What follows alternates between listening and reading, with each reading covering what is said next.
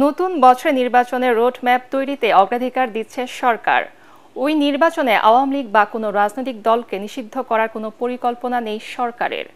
সচিবালয়ে এসব তথ্য জানান পরিবেশ উপদেষ্টা সৈয়দা রিজওয়ানা হাসান। তিনি জানান, ভারত থেকে শেখ হাসিনাকে ফিরিয়ে এনে বিচার শুরুর সর্বোচ্চ চেষ্টা চলছে। উপদেষ্টা বলেন, শিক্ষার্থীদের দাবির প্রেক্ষিতে 15 জানুয়ারির মধ্যেই জুলাই বিপ্লবের ঘোষণাপত্র প্রকাশ করা হবে। রিপোর্টে জানাচ্ছেন মাহবুব কবির চপল। অন্তর্বর্তী সরকারের মেয়াদ যত যাচ্ছে ততই বাড়ছে নির্বাচনের চাপ।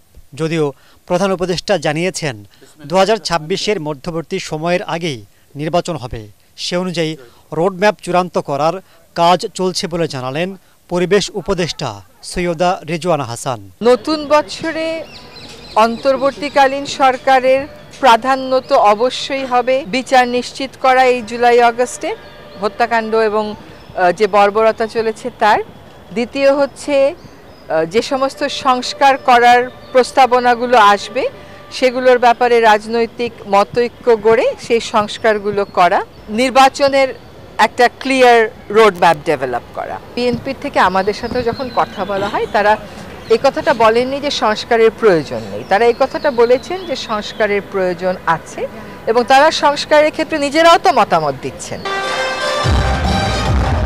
আগামী জাতীয় সংসদ নির্বাচনে আওয়ামী লীগ অংশ নিতে পারবে কিনা তা নিয়ে আছে নানা আলোচনা। তবে সরকার কোনো দলকে বাধা দেবে না বলে জানান উপদেষ্টা। যে কোনো সিদ্ধান্ত নিতে পারবে নির্বাচন কমিশন। কথা বলেন শেখ হাসিনাকে ভারত থেকে ফিরিয়ে আনার বিষয়েও। এখনো পর্যন্ত তো সরকার এই ব্যাপারে কোনো মতামত জানায়নি, কোনো অবস্থান নেয়নি যে আওয়ামী লীগকে আমরা নিষিদ্ধ করব। কোন দল নির্বাচন করবে না করবে এই প্রশ্নগুলোর উত্তর আসলে নির্বাচন কমিশনই দেবে।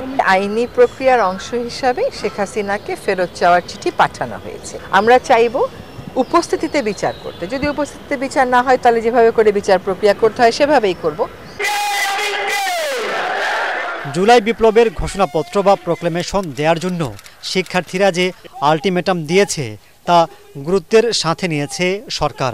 15 জানুয়ারির মধ্যেই চূড়ান্ত হতে পারে বলে জানান সৈয়দা রিজওয়ানা হাসান। তারা যারা সময় বেঁধে দিয়েছে তারা তো প্রোক্লেমেশনের জন্য আসলে নিজেরা প্রস্তুতি ছিল। সকলের সাথে কথা বলার প্রক্রিয়াটা শুরু হয়েছে, এখন হয়তো ড্রাফটিং এর প্রক্রিয়ায় আমরা যাব। 14 দিনের মধ্যে আমরা অবশ্যই বিষয়টা ইতিবাচকভাবে দেখব, এটা অসম্ভব কোনো কিছু। পরিবেশ উপদেষ্টা বলেন, সচিবালয়ের আগুনে কোনো ষড়যন্ত্র বা নাশকতা নেই বলে তদন্ত কমিটি যে রিপোর্ট দিয়েছে তাতে আস্থা রাখছে সরকার। ভরসা না করার কোনো কারণ আছে বলে আমরা মনে করছি না। মাহবুব কবির চপল, ATN বাংলা, ঢাকা।